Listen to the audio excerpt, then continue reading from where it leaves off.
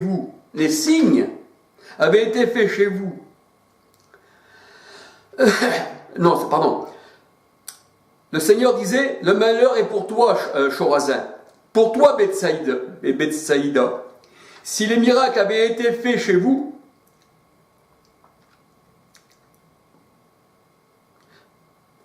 si les miracles avaient été faits dans Tyr et Sidon, il y a longtemps qu'elles auraient changé radicalement en prenant le sac et la cendre. Matthieu 11, versets 20 à 24. Voyez-vous, le Seigneur a dit, si les miracles avaient été faits à Tyr et à Sidon, il y a longtemps, eh bien, qu'elle aurait changé radicalement en prenant le sac et la sonde. Matthieu 11, versets 20 à 24. Ça voulait dire que vous ne croyez pas, mais si ça avait été fait là-bas, eh bien, eux, ils auraient changé radicalement. C'est pour ça qu'il dit, ils seront punis moins sévèrement que vous, parce que vous, voyant ces miracles, ces signes, eh bien, vous auriez dû connaître les temps laquelle vous êtes visités. Parce que Dieu avait visité son peuple au temps convenable. Au temps de Christ, les religions, les siècles, le monde ne reconnaissent pas les signes des temps de leur visitation. Ils savaient que les signes, des miracles, eh bien, ils savaient que cela annonçait le Seigneur. Parce que, étant hébreux, ils savaient que le Messie devait venir et qu'il ferait ces miracles. Mais pourtant, eh bien, le Seigneur a dit, tu n'as pas reconnu, eh bien, le temps où tu as été visité, tu n'as pas reconnu les signes, eh bien, de ma puissance, car je suis l'Éternel manifesté en chair, 1 Timothée 3,16. Et là, ils n'ont pas reconnu le signe, eh bien, de Emmanuel, Matthieu 23, Dieu avec nous. Ils ne l'ont pas reconnu comme tel.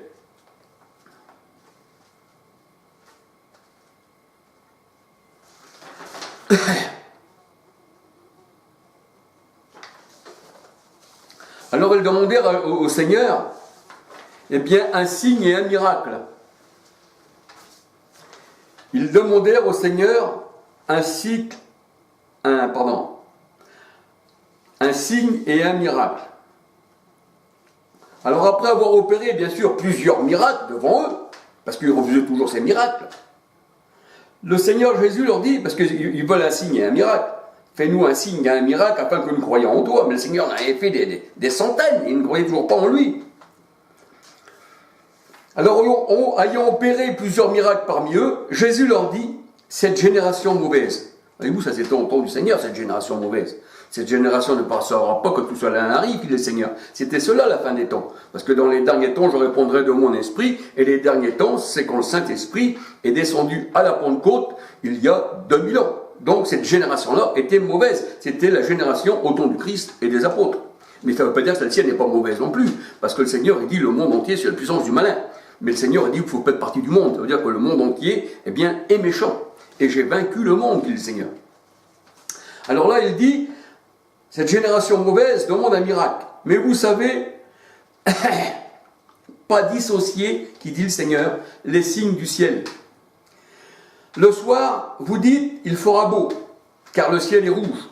Et le matin, il y aura de l'orage. Aujourd'hui, car le ciel est d'un rouge sombre. Le Seigneur, il dit, vous savez discerner l'aspect du ciel, et vous ne pouvez discerner les signes, eh bien, des temps. Ils n'ont pas discerné les signes que Dieu a fait, le Seigneur a fait avec ses disciples, et qu'il a fait lui-même, les gens, c'est-à-dire les gens du monde, les religieux, n'ont pas reconnu, eh bien, ils n'ont pas discerné les signes, eh bien, des temps où ils ont été visités par le Seigneur. Alors c'est pour ça que le Seigneur a dit, vous savez discerner l'aspect du ciel, vous ne pouvez pas discerner les signes des temps. Cette génération mauvaise et adultère recherche un signe. Et il ne lui sera donné de signe que d'un autre signe, qu'un autre signe que celui, eh bien, le signe de Jonas. Il est vrai que Jonas est resté 3 jours dans le poisson. Et le Seigneur, il dit, eh bien, ce signe-là, vous le verrez, mais vous ne croirez pas non plus. Le signe de Jonas. Matthieu 16, versets 1 à 4. Et la parole de Dieu, elle dit, ils n'ont pas connu le jour de leur visitation par l'Éternel.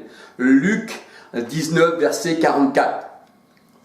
En effet, la mort et la résurrection de Jésus étaient encore un signe, un miracle, un prodige. Et ils ne croyaient pas encore en lui. Eh oui, malgré qu'ils voyaient ceci, malgré qu'ils ont vu Lazare, malgré qu'ils ont vu le Seigneur ressuscité, que le Seigneur ait dit « je suis la vie », ben, ils ne croyaient pas encore en lui. Même quand il a ouvert les yeux des aveugles, quand il a guéri les boiteux, quand il a fait des choses incroyables, eh bien, ils ne croyaient pas en lui. Matthieu 12, versets 38 à 42. Matthieu 12, versets 38 à 42. Matthieu 27, versets 62 à 66. Et vous savez, pardon, excusez-moi parce que je suis un peu enrhumé, et puis on n'est que des hommes, hein. Ça fait partie de l'humanité, d'être enrhumé, tout ça, hein. On est dans un monde pollué, bien sûr. Hein. Alors, dans le mot signe, nous avons le mot signer, le mot signature. Et le Seigneur a signé, eh bien, de son doigt, qui est l'Esprit Saint, de son doigt, les prodiges, les miracles, les fléaux, tout ce qui s'est passé. C'est par l'Esprit Saint que les apôtres ont parlé de la part de Dieu. C'est par le Saint-Esprit que nous sommes inspirés. C'est par le Saint-Esprit qu'il s'est fait des choses incroyables. Eh bien, ceci est signé de Dieu par l'Esprit Saint. Et la parole de Dieu nous dit, eh bien, que les Égyptiens, voyant tout ceci, disaient, c'est le doigt de l'Éternel. Exode 8, 15. Le doigt de l'Éternel, c'est l'Esprit Saint. Hein? Matthieu 11, verset 20, Jésus chassait les esprits impurs par le doigt de Dieu. Ça veut dire le Saint-Esprit, Matthieu 12, 28. C'est ça, exactement.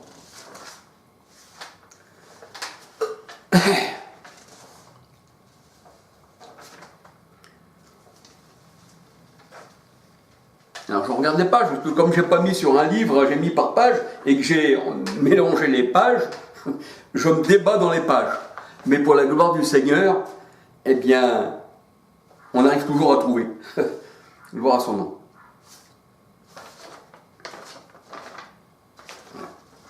Alors les prophètes de l'Ancien Testament étaient des signes.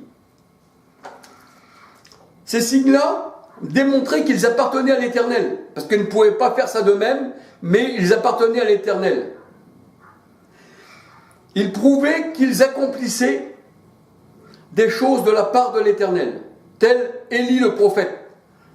Il était parmi les 400 prophètes de Baal. Et les prophètes de Baal disaient que leur Dieu, un Baal, c'était lui le vrai Dieu. Et là, Élie dit, eh bien, voici. Moi, je viens au nom de l'Éternel. Préparez. Ce que je veux vous dire de préparer.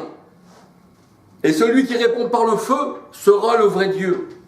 Et là, nous voyons que, eh bien, Élie a démontré par les signes, par les prodiges, qu'il était l'envoyé de l'Éternel. Et certaines personnes disaient, eh bien, c'est lui le véritable Dieu. Parce que Élie était un prophète de l'Éternel, il était un signe et il a accompli des signes, des prodiges et des miracles parmi les Baals. 1 Roi 18, versets 16 à 40. 1 Roi 18, versets 16 à 40. Gédéon, lui aussi, demanda un signe à l'Éternel pour savoir si c'était vraiment l'ange de l'Éternel qui lui parlait. Le signe s'opéra quand l'ange de l'Éternel avança à l'extrémité du bâton qu'il avait à la main, toucha la chair et les pains sans levain. Alors il s'éleva un feu qui consuma la chair, les pains sans levain, et l'ange de l'Éternel disparut à ses yeux. Et là, par ce signe, Gédéon comprit que c'était Dieu lui-même qui opérait ce signe. Juge 6, versets 11 à 24. Et il est vrai que les hommes aiment demander des signes qui viennent du ciel. Mais en fait, cela ne les préoccupe nullement, même quand ils sont réalisés. Marc 8, verset 11. Marc 8, verset 11.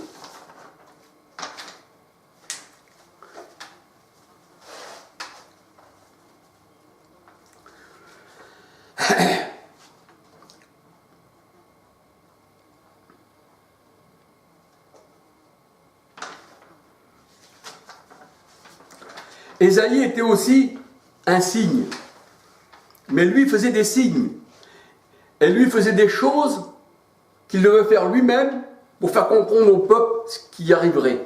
Il faisait, on va dire, comment je pourrais dire, c'est-à-dire des simulations, c'est ce qu'on appelle, je ne sais pas, des signes, c'est-à-dire fallait qu'il enlève le sac de son dos, fallait qu'il marche du pied, ça c'était des signes pour le peuple, et il dit voici ce qui vous arrivera de la part de l'Éternel. Donc il était un signe lui-même, mais il faisait aussi des signes, et ces signes-là devaient se réaliser pour faire comprendre au peuple, eh bien qu'ils allaient aller en captivité.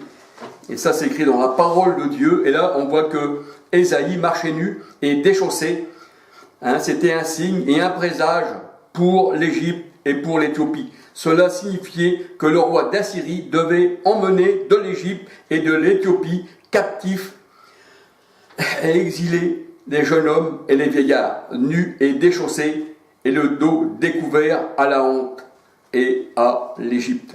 Le sac enlevé des reins et les chaussures ôtées des pieds, marcher nu et déchaussé, signifiait la honte d'avoir mis sa confiance en l'Éthiopie et en l'Égypte, et en se glorifier. Ésaïe 20, versets 1 à 6. Au temps de Corée, lors de la révolte, les 250 hommes servaient de signe d'avertissement que l'Éternel ne laisse pas impunis les rebelles. Le Seigneur dit, ces hommes-là sont morts, ces 250 hommes sont morts, parce que je vous envoie un signe que si vous n'obéissez pas, vous mourrez également. Nombre 26, versets 8, 9, 10, 11. Voyez-vous, ça ce sont des signes que l'Éternel envoyait au monde, à ceux qui ne marchaient pas selon ses plans, les rebelles.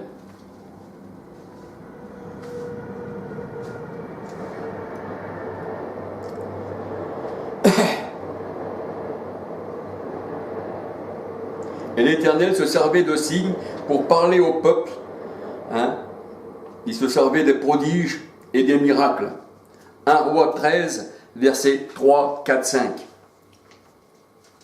Et la parole de Dieu nous dit que Jésus est un signe de contradiction.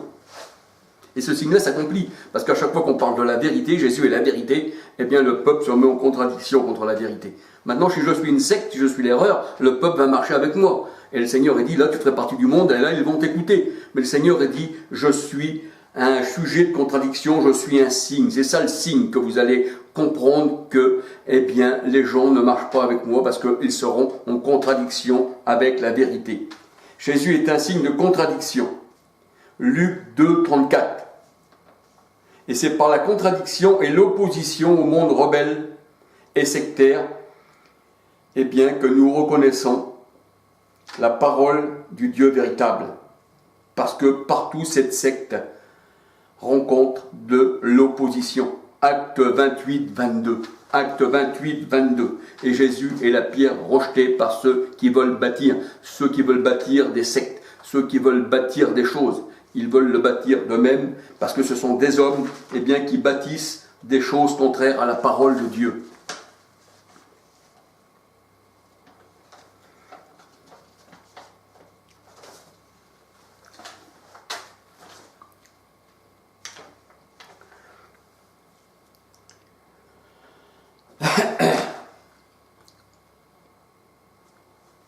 Alors, la parole de Dieu nous dit que Jonas, le prophète, était lui aussi un signe. Voyez-vous, les prophètes, c'était des signes. Jonas, le prophète, était un signe. Et la parole de Dieu nous dit aussi que Jésus-Christ était aussi un signe. Ils auraient dû reconnaître, que Jésus indiquait une chose qu'aucun homme ne pouvait faire. Parce qu'il a fait des prodiges, des miracles, il a ressuscité les morts, il a calmé la tempête, il a calmé la mer, il a guéri les malades, il est monté au ciel. le signe de Fils de l'homme dans le ciel. Quand on monte au ciel, aucun homme ne peut monter au ciel comme ça, si ce n'est par la puissance de Dieu. C'est pour ça que le Fils de l'homme avait son signe au ciel. Voici, le Fils de l'homme avait son signe au ciel. Et la parole de Dieu nous dit que Jésus était aussi un signe, exactement comme Jonas. Luc 11, verset 29, 30. Luc 11, verset 29, 30 à 32. Le Seigneur a agi par signe, en envoyant les apôtres, en parlant en langue étrangère. Les langues étrangères étaient des signes. Les gens devaient se dire, mais ils ne peuvent pas parler comme ça si Dieu n'est pas avec eux. C'est des signes. C'était pour les non-croyants, les langues étrangères. C'était pas pour les croyants. C'était pour les non-croyants qui puissent reconnaître ces signes. Acte 2, versets 4 à 18. Et chacun les entendait parler dans leur propre langue. C'était par des langues étrangères que les apôtres parlaient quelquefois, parce qu'ils ne parlaient pas constamment langue étrangère, parce que s'ils tombaient sur un juif comme eux, ils allaient parler juif. Mais s'ils parlaient aussi, si Paul, je ne sais pas de quelle langue il pouvait parler, peut-être qu'il était bilingue aussi, il pouvait parler comme ça. Mais le Seigneur se servait aussi, eh bien, sans connaître les langues étrangères, de parler en langue étrangère, et ceci était aussi des signes. C'est ce qui nous dit la parole de Dieu. C'était par des langues étrangères que les apôtres parlaient, eh bien, aux gens. C'était un signe non pour les croyants, mais pour les non-croyants, les emmenant à croire à l'évangile. Chacun les entendait parler dans leur propre langue.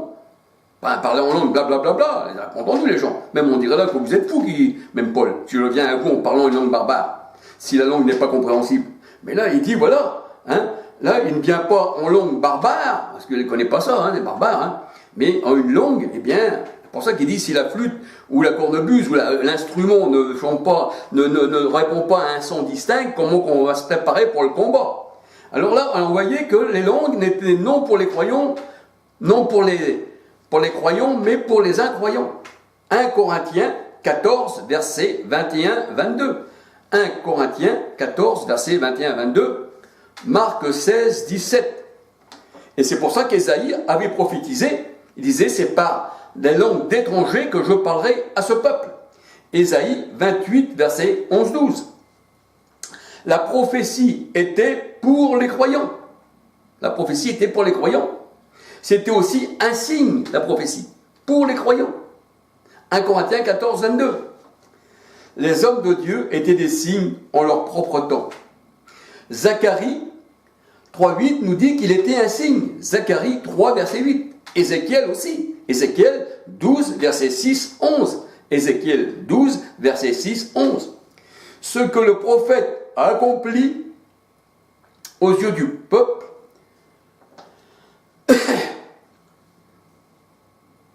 c'est ce que le prophète a accompli aux yeux du peuple, qu'il était un signe.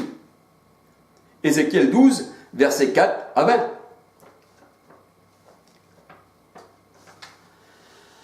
La parole de Dieu nous dit, autrefois les prophètes étaient des signes pour le peuple.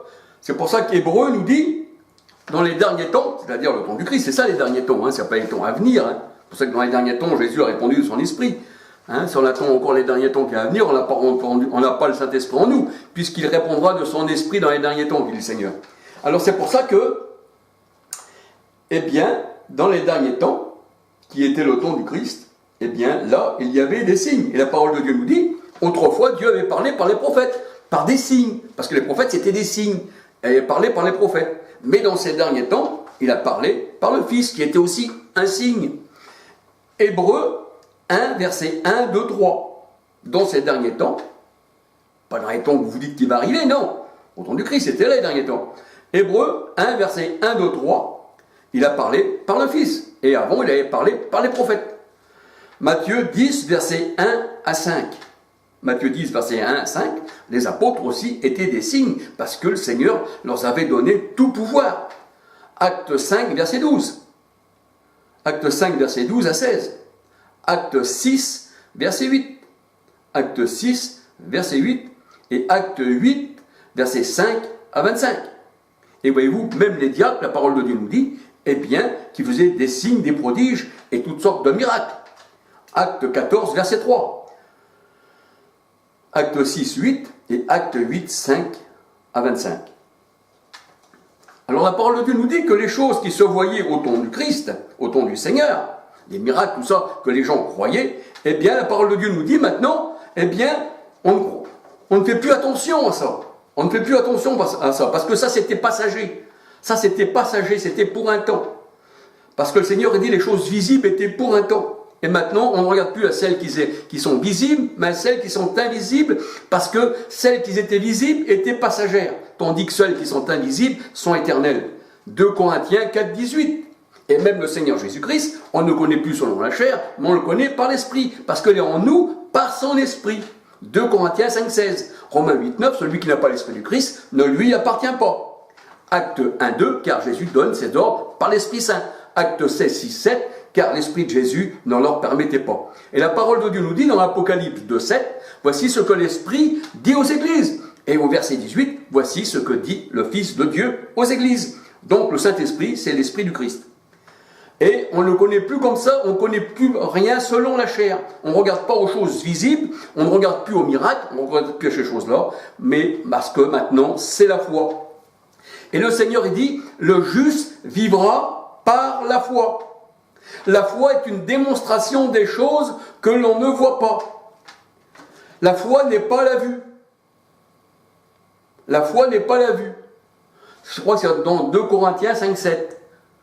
Je crois, 2 Corinthiens 5, 7, la foi n'est pas la vue. Hébreux 11, verset 1. La foi n'est pas la vue. Hébreux 11, verset 1. Hébreux 10, 37, 38. Hébreux 10, 37, 38. Je vous donne quelques passages de la parole de Dieu. Jean 20, versets 24 à 29. Jean 20, versets 24 à 29, c'est là que Thomas disait, moi si je ne vois pas, eh bien je ne croirai pas. Et le Seigneur dit, heureux Thomas, parce que toi tu as vu, mais heureux ceux qui croiront sans avoir vu. Donc c'est ça la foi, c'est de croire sans avoir vu. C'est pour ça que les miracles, tout ça, ont disparu. Je ne veux pas dire